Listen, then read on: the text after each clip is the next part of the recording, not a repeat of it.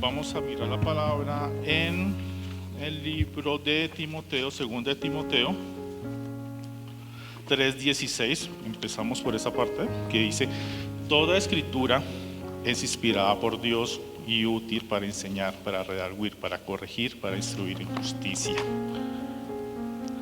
¿Qué quiere decir? Que la palabra del Señor está viva, que la palabra del Señor está hecha para enseñarnos, y que ninguna parte de la palabra es una parte de relleno.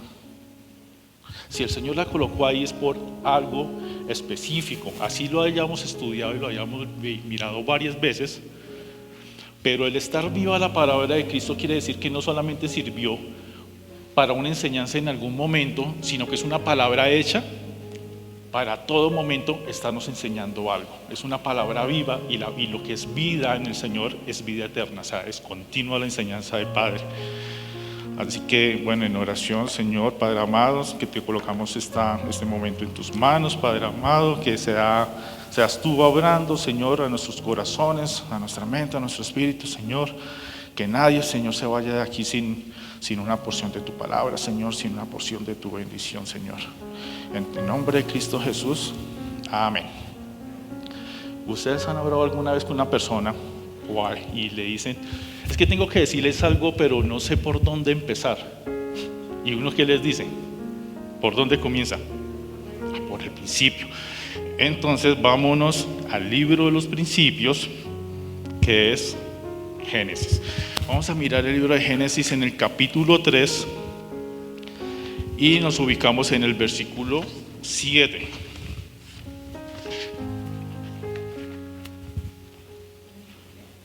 Génesis 3, 7.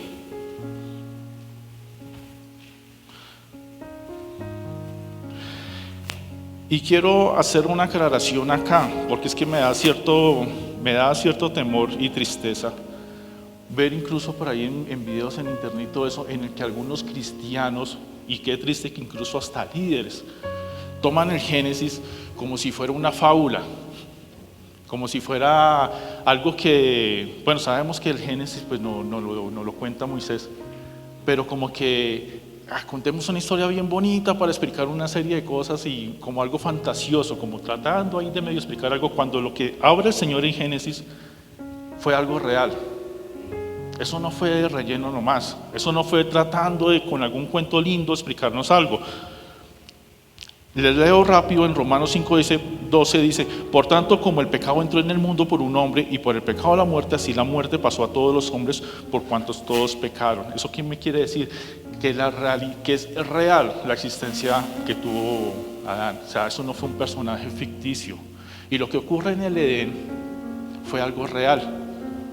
Y lo interesante es que eso no es una historia que queda allá atrás, sino que es una historia que nos compete a todos y que nosotros nos involucramos en esa historia en todo momento. Para entrar en contexto, nosotros nos encontramos en una situación en el Edén en la que el hombre y la mujer han caído. ¿Sí? Ya pasó toda la historia de la creación, ellos estaban ahí y, como uno dice, la embarraron, ¿cierto? Y ahí es donde estamos en este momento. Cuando el error es mío, pues como que no hay mucho problema, ¿cierto? Pues errar es de humanos. Y si vamos a colocarle palabra, pues el único perfecto es Dios. Pero vaya problema si el error es de otro. Ahí sí ya no cabe el errar es de humanos. Ahí sí ya no cabe es que Dios es amor. Y mira que no es algo que es de antes solamente, es algo que se vive hoy en día. En la palabra dice en Génesis 3:7 dice: entonces fueron abiertos los ojos de ambos y conocieron que estaban desnudos. Entonces cosieron hojas de higuera y se hicieron delantales. Esa es la situación en la que estaba Adán y Eva, ¿cierto? ¿Qué quiere decir esto? Que llega un momento en lo que lo malo, en que lo bueno se convirtió en malo. El cuerpo humano pasó a ser algo que era inapropiado. Y hoy en día pasa lo mismo. Tal vez ya no solamente con el tema del cuerpo como tal, de la desnudez y eso, sino pasa algo que lo que antes era malo ahora se llama orgullo. ¿Les suena la palabra orgullo? ¿La han escuchado referente a un tema hoy en día? Les compartía la semana pasada en la célula a unas personas que si usted en este momento, usted se pone a publicar de que crees en Dios, que le has dado la vida a Jesús, ¿qué te van a decir? Por ahí los hermanos que están conectados contigo por Facebook te van a aplaudir, de resto te van a condenar. ¿Cierto o no cierto? Te van a criticar y te van a decir un montón de cosas. Pero vaya uno a decir, uy, no me aguanté las ganas y voy a declarar que salí del closet y soy gay. Van a ver cómo la mayoría de la gente te va a desaplaudir. ¿Cierto? ¿Cuántas veces un famoso se declara gay y todo el mundo lo aplaude? Pero ¿cuántos famosos hay que han entregado su vida a Cristo y nadie dice nada? Y los pocos que dicen algo lo que hacen es criticarlos. El hombre peca y tiene esa sensación de vergüenza, esa sensación de miedo, y lo que hace es, con unas hojas de higuera, pues cubrir su pecado. La higuera, si nosotros miramos la palabra, en esta región del mundo, la hoja de higuera tiene una peculiaridad, y es que es un poquito picante, raspa, ¿sí? Y con eso se estaba cubriendo el cuerpo. El cubrir el cuerpo y cubrir el pecado causa incomodidad, causa un problema, y no es la primera vez, no es la única vez que se menciona la higuera en la palabra. Más adelante el Señor tiene una situación con la higuera en la que la higuera no da fruto y se seca, ¿cierto?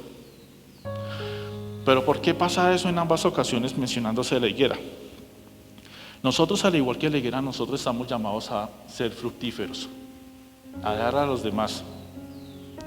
Y cuando no damos, ¿qué pasa con nosotros? Nos secamos, ¿cierto? Entonces, no es casualidad que se mencione ello en Génesis. En el versículo 8 dice: y oyeron la palabra de Jehová Dios, que se paseaba en el huerto al aire del día, y el hombre y su mujer se escondieron de la presencia de Jehová Dios entre los árboles del huerto. He aquí que aparece por primera vez en la historia la maña de escondérsele a Dios. Y no es la única vez que va a aparecer en el resto de la historia, y nosotros muchas veces lo que hacemos es eso, pretender de que Dios no se dio cuenta, porque como los demás no me miraron, pues no pasó nada. Pero resulta que el Señor mira incluso lo que está más en secreto. Lo que uno hace cuando no se da cuenta la pareja, cuando no se da cuenta el amigo, cuando no se da cuenta la gente de la iglesia, Dios sí se está dando cuenta. Y uno muchas veces pretende escondérsela a Dios. Y el escondérsela a Dios no es por ignorancia, es una actitud que muchas veces tenemos nosotros. Cuando Jonás es encomendado por Dios a hacer una labor, ¿qué pretende hacer Jonás? Escondérsele, ¿sí? Escondérsela al Señor, al ser que creó todo, al ser poderoso, al ser que puede mirar la partícula más pequeña en el lugar más lejano de la galaxia, pero muchas veces nosotros creemos que no le podemos esconder. Y pues obviamente al Señor no se le puede esconder en ningún momento. Dice en el versículo 9, mas Jehová Dios llamó al hombre y le dijo: ¿dónde estás tú? ¿Ustedes en algún momento han recapacitado en esa pregunta? ¿Dónde estás tú? ¿Alguien ha pensado en esa pregunta? La primera pregunta que realmente Dios le hace al hombre en la historia: ¿dónde estás tú? ¿Será que cuando se le escondieron detrás de unos árboles, Dios no sabía que estaba ahí? Obviamente sabía. Obviamente Él sabía dónde estaba. Pero entonces, ¿por qué él le pregunta, ¿dónde estás? Mira que Dios no llega castigando en ese momento, Dios no llega declarando una sentencia, Dios no llega gritando, no llega regañando, no llega nada haciendo esas cosas. Dios llega y pregunta, ¿dónde estás? Y esa pregunta nos la hace a nosotros hoy en día, ¿dónde estamos? Porque la pregunta para Adán y Eva era porque Dios los había colocado en un lugar, los había colocado en obediencia, los había colocado sin pecado, los había colocado sin mancha, los había colocado con una autoridad, los había colocado sin temor y los había colocado incluso sin vergüenza, sin sentido de vergüenza. ¿Dónde estás? Porque le había dado una posición y el hombre la había perdido. Cuando nosotros perdemos una bendición en la vida es porque nosotros nos salimos de donde deberíamos estar. Cuando una familia se empieza a derrumbar, ahí está la pregunta de Dios también, ¿dónde estás? ¿Dónde estás que has permitido que esto se caiga? Te di algo y se cayó. Cuando el Señor te da un negocio y se cayó, ¿dónde estás? O sea, ¿en qué estaba fijando la mirada? ¿En dónde estaba colocando sus oídos? ¿Dónde colocó su corazón? ¿Dónde está? Yo te puse en un lugar. ¿Y dónde estás?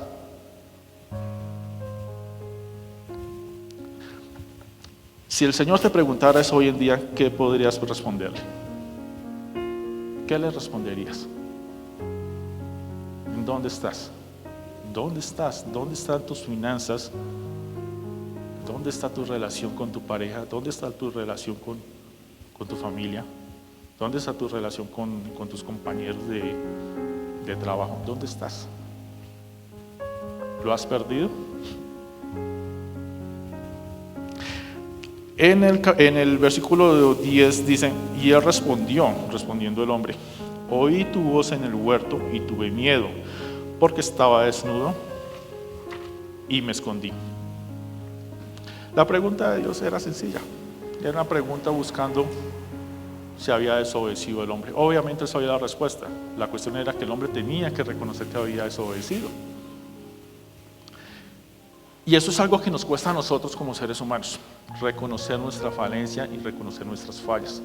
Porque es supremamente fácil y sencillo reconocer el error y la falla de otras personas.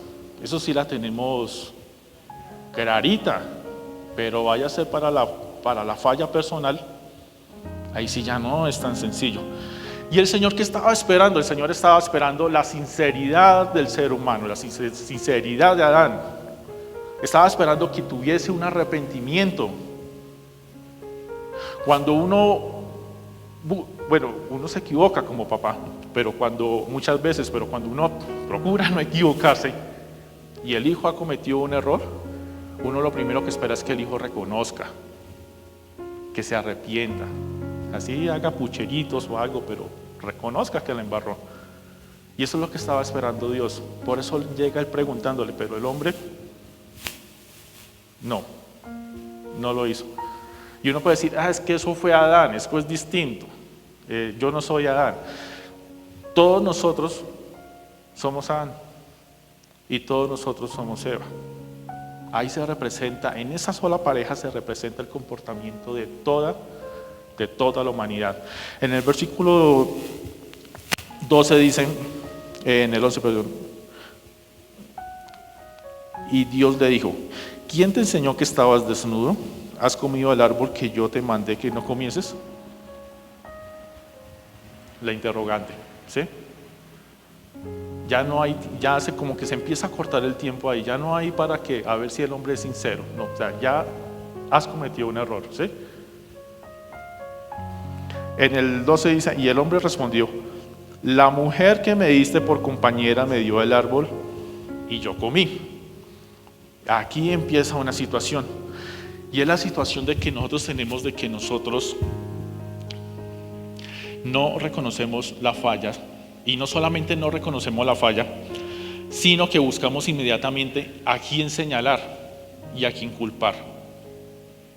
Mucha gente cree que acá se está culpando solamente, que Adán está culpando a Eva, pero realmente en este momento, primero lo que hace Adán es culpar a Dios. Cuando dice, la mujer que tú me diste. Eso es como si Adán le estuviese diciendo a Dios, pues usted y yo estábamos bien, ¿cierto? Usted crea todo el mundo, hace los animalitos, me hizo a mí, le pusimos nombre, nos la pasábamos chévere y no pasó nada, ¿sí? Hasta que a usted se le ocurrió la idea de hacer la mujer. Así que usted fue el que la hizo. Eso básicamente es lo que le está diciendo Adán a Dios. Y nosotros muchas veces hacemos eso de estar echando culpas a Dios. ¿Cuántas veces nosotros nos enfermamos y uno lo que hace es, pues es la voluntad de Dios? Y nos fue mal en la familia, nos fue mal en un negocio, nos fue mal en el estudio. Es la voluntad de Dios. Como que cada vez que algo se cae, no, es la voluntad de Dios. Cuando esa no es la voluntad de Dios, porque la palabra dice más adelante que la voluntad de Dios es buena, agradable y perfecta. Entonces, ¿qué hace el hombre? Echarle la culpa a Dios. Yo le echo la culpa a Dios de que económicamente no estoy muy bien, porque es que por culpa de Dios, pues yo nací en esta familia. Si Dios hubiese hecho que naciera en una mejor familia, en un mejor país, en una mejor época, pues sería como diferente, ¿sí? Es mi culpa que yo tenga una mala relación con mi esposa porque fue el ejemplo que recibí de mis padres, de los papás que Dios me dio. Entonces, ¿para qué me pone ahí? Muchas veces nosotros estamos culpando a Dios por unas cosas que dependen únicamente de nosotros. Pero como el ser humano, y el hombre en particular en este momento, no solamente le basta con culpar a Dios, sino que de paso pues también le echa el pato, como uno dice, a Eva. Y le botó la pelota a Eva. Yo estaba bien pues hasta que ella empezó a hacer eso. Y dice, y yo comí, dice Adán, como si no hubiese tenido más opciones, como si hubiese estado obligado porque Eva fue y le ofreció el fruto. Ay no, pues yo comí, o sea, no me di cuenta y comí, pobrecito yo, o sea, yo estaba lo más de tranquilo hasta que Eva cogí y me lo dio y ya. Eso suena como el pueblo cuando se puso a hacer la imagen de oro en el desierto y no, pues ahí estaba ese oro y ¡pum! Salió un becerro. O sea, así nomás. El pastor ha trabajado oro y será que es que uno junta oro en una bolsita, lo sacude y se forma un becerro. O sea, tendemos a no reconocer las fallas, sino podérselas echar al otro y pobrecito yo, porque es que si yo caí fue culpa de otra persona. Cuando uno tiene toda la autoridad, porque Dios lo haya colocado en autoridad, de haber dicho no, pero uno coge y cae. En Génesis 3:13 dice, entonces Jehová Dios dijo a la mujer, ¿qué es lo que has hecho? Y dijo la mujer, la serpiente me engañó y comí. Hace poquito salió una película que se llama El Conjuro 3 y el título dice, el diablo me hizo hacerlo. ¿Sí la han visto por ahí, la propaganda al menos o algo? Es la costumbre que mucha gente tiende, y sobre todo el pueblo cristiano, a echarle la culpa al diablo. Obvio, sí, el diablo es padre de mentira, el diablo está ahí persiguiéndonos, anda como león rugiente, está tentándonos y toda esa historia, pero la decisión de caer o no caer es mía. Un pastor decía, y eso se ha convertido en que muchas partes lo han dicho del comentario, que afuera de la iglesia estaba el diablo llorando y que alguien le preguntaba que por qué estaba llorando y él decía, no, es que los de allá adentro me echan la culpa de todo. Y así estamos nosotros. Cuando la culpa no es de Dios, entonces la culpa es de la otra persona, y si la culpa no es de la otra persona, pues la culpa es del diablo. Pero dése cuenta que en ningún momento ni Eva ni Adán dijeron, yo reconozco, la embarré, tenía que hacer tal cosa, me equivoqué. Tantas cosas en la vida se pueden solucionar con simplemente uno reconocer que se equivocó. ¿Cuántos matrimonios se podrían salvar si uno simplemente le dice a la pareja, perdón mi amor, me equivoqué, la embarré, hice lo que no tenía que hacer, lo reconozco. ¿Cuántas relaciones se podría restaurar con los hijos si el hijo o el padre dijera, la embarré? ¿Cuántos negocios se podrían salvar con eso? ¿Cuántas relaciones incluso entre nosotros, entre la misma iglesia, entre los líderes de la iglesia, cuántas relaciones de amistad, de fraternidad, de hermandad se podrían salvar si uno simplemente dice, la embarré? ¿Será que eso lo hace uno menos que la otra persona?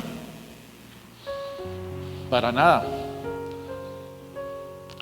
Pero como es más fácil echarle la culpa a otras personas, pues miren que es algo que nosotros tenemos como herencia.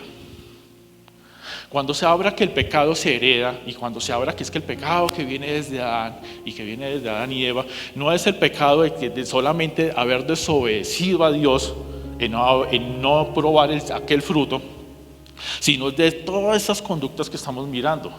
Todo eso nosotros lo hemos estado heredando de ellos. Y uno como cristiano lo que tiene que hacer es coger y cortar toda esa herencia. ¿Para qué? Para no heredársela uno a otras personas, para no heredársela a los hijos, a los nietos y todo eso. Y uno puede decir, no, es que yo no tengo hijos, yo no tengo nietos y no los voy a tener. Sí, pero usted tiene papá, tiene mamá, tiene hermanos, tiene primos, tiene vecinos, tiene compañeros. O sea, uno siempre tiene a quien darle algo y uno da de lo que tiene. Entonces, ¿qué es lo que tenemos todavía? La herencia del comportamiento que nos habla acá de Adán y Eva, o la herencia de Jesús. ¿Qué es lo que tenemos para dar a los demás? ¿Qué es lo que tenemos para dar? ¿Qué es lo que le estoy dando a los demás? Y no respondes a la persona al lado o algo así, sino respóndete a ti mismo. ¿Qué es lo que estás heredando a los demás? ¿El comportamiento del Señor o el comportamiento de Adán y Eva? Y en el versículo 14 dice, y Jehová Dios dijo a la serpiente, por cuanto esto hiciste, maldita serás entre todas las bestias y entre todos los animales del campo. Sobre tu pecho andarás y polvo comerás todos los días de tu vida.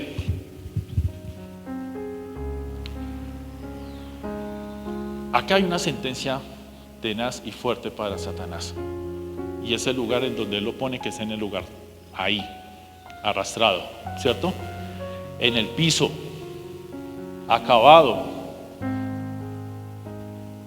Pero, mira un detalle, me puse a mirar por ahí, que se pone uno a canalear.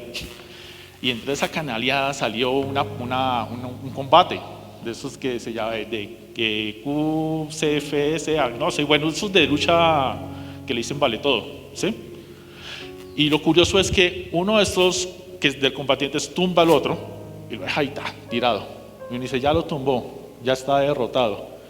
Y el otro de confiado, el que estaba de pie, de confiado va y se le acerca, y el otro desde el suelo empieza a dar patadas, y tumba al que estaba y gana. ¿Sí? Eso pasa con Satanás. Satanás está ahí en el suelo, pero desde el suelo lo único que puede hacer es patalear, no puede hacer absolutamente nada más. Y si uno se las da de valiente, a que yo me le voy encima, o lo ignoro, o me creo ya superior a él, mi hijo te va a tumbar. Eso fue lo que hizo con Eva.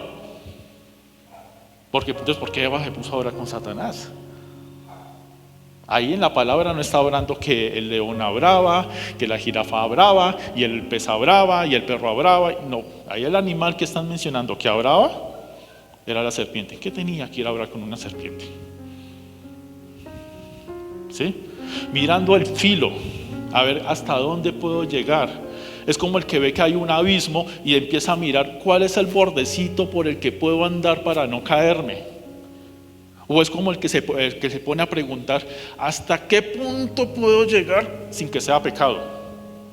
¿Sí? Mirando a ver cómo puedo andar por el filo. ¿Cómo para qué? ¿Para qué se pone a andar al lado del contrincante que aunque está en el suelo, te puede tumbar en una pataleta? ¿Para qué lo hace uno? Esto que estábamos mirando es para mirar de dónde vienen nuestros comportamientos. Es para mirar qué es lo que yo tengo que pedir al Señor que me ayude a quitar. ¿Cuál es la herencia a la que yo tengo que renunciar? ¿Y cuál es la herencia que yo tengo que recibir? Porque uno a veces habla de la herencia del Señor, pero solamente pensando en el cielo. Cuando yo muera y me vaya para allá y todo esto. No, la herencia del Señor se tiene que vivir es en vida, porque lo que usted no vive en vida, no lo va a vivir allá. O sea, téngalo por seguro, el cielo se comienza a vivir es acá. Y si uno se la pasa es moviéndose en la herencia del hombre, pues lo que le va a esperar después de la muerte es herencia del hombre. Y la herencia del hombre, ¿qué es? Simplemente la muerte y el pecado. Entonces esto es una palabra que no es para mirar cómo está mi compañero, cómo está mi pareja, cómo está mi amigo, cómo está mi familia, cómo está. No, cómo estoy yo. ¿Cómo estoy yo? Porque es el Señor el que primero le abre a uno, para uno poder hablar con los demás. ¿Cómo Jesús iba a obrarnos de soportar tentaciones sin haber sido tentado? ¿Cómo Pedro nos iba a poder orar a nosotros del trabajo de la unión en la iglesia y del sometimiento a autoridades si él no se sometía a una autoridad? ¿Cómo iba a obrarnos Pablo de la lucha sin cesar en la palabra del Señor sin hacerlo él mismo? El primero, el Señor nos abre a nosotros. Y acá el Señor nos está enseñando algo, y es que no se ataca a la persona. Él no llega atacando a Adán y Eva. De hecho, el ataque a quién se lo hizo acá, a la serpiente. Sí, Adán y Eva pagan una consecuencia, porque eso no puede ser tampoco gratis. Pero el ataque es el ataque a la serpiente, a Satanás. Se ataca es el pecado. Y nosotros lamentablemente nos equivocamos y atacamos es primero a la persona y después ahí sí miramos el pecado. Cuando una persona está en un problema de alcoholismo, nosotros muchas veces lo que hacemos es atacar a la persona por ser un alcohólico, en vez de empezar a atacar el espíritu del alcoholismo que se está moviendo ahí. Acá el Señor nos está enseñando que uno tiene que atacar es el pecado directamente, no a la persona. Para que algunos que se despierten, regálenme Mateo 7:5, por favor. 7:5, ¿quién me lo lee, por favor? Duro.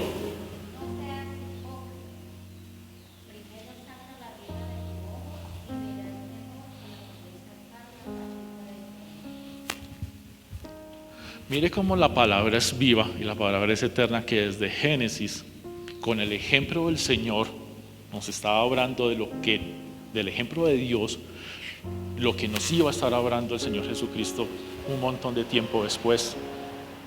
Primero se ataca el pecado. ¿Y cómo se ataca el pecado entonces?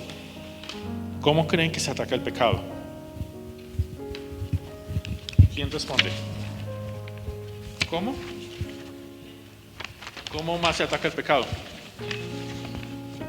Obedeciendo al Señor. ¿Cómo más se puede atacar el pecado?